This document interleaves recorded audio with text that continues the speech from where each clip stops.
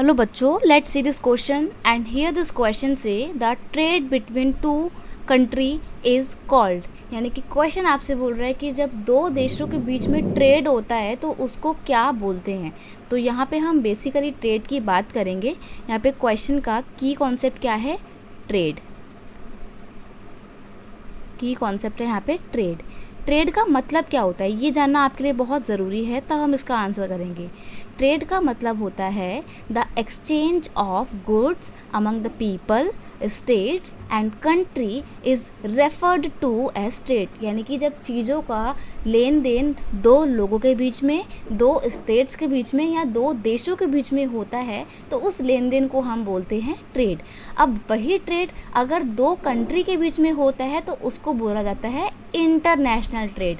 और अगर वही ट्रेड एक कंट्री में अलग अलग स्टेट के बीच में होता है तो उसको बोलते हैं हम नेशनल ट्रेड। और वही ट्रेड अगर दो कम्युनिटी के बीच में होता है तो उसको बोलते हैं कम्युनिटी ट्रेड। तो यहाँ पे हमसे तो कंट्री की बात पूछी थी ना कि दो कंट्री के बीच में ट्रेड होता है तो उसको क्या बोलते हैं? उसको बोलते हैं इंटरनेशनल ट्रेड। ऑप्शन ए आपका यहाँ पर बिल्कुल सही आंसर होता है।